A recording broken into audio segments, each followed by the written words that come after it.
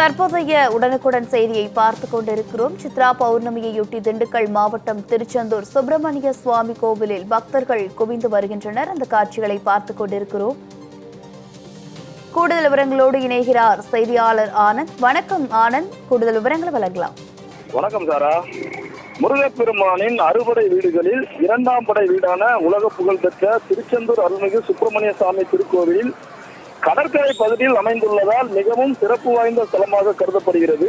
இங்கு பௌர்ணமி தினத்தன்று கடற்கரையில் குடும்பத்தினருடன் தங்கியிருந்து மறுநாள் காலையில் நாளை கிணற்றிலும் கடலிலும் புனித நீராடி பின்னர் சாமி தரிசனம் செய்துவிட்டு சொந்த ஊர்களுக்கு திரும்பினால் வாழ்க்கையில் உடல் அளவிலும் மன அளவிலும் பல்வேறு பயன்கள் கிடைக்கும் என்று கருதப்படுகிறது.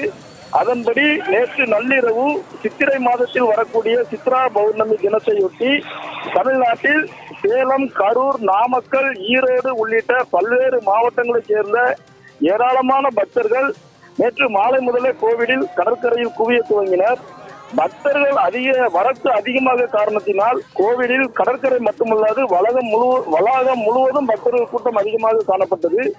இந்த நிலையில் நாளிக்கிணறு மற்றும் கடலில் புனித நீராடி தரிசனம் செய்ய பக்தர்கள் நீண்ட வரிசையில் சுமார் 6 மணி நேரத்திற்கு மேலாக காத்திருந்து வருகின்றனர்.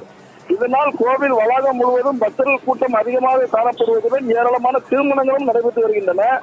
மேலும் இன்று கோவிலில் அதிகாலை 4 மணிக்கு நடை திறக்கப்பட்டு தொடர்ந்து விஸ்வரூப தரிசனமும் உதய மார்த்தாண்ட அபிஷேகமும் நடைபெற்று வருகிறது. மற்ற கால பூஜைகள் வழக்கம் போல் நடைபெற்று வருகின்றன. சாரா, விவரங்களுக்கு நன்றி ஆனந்த்.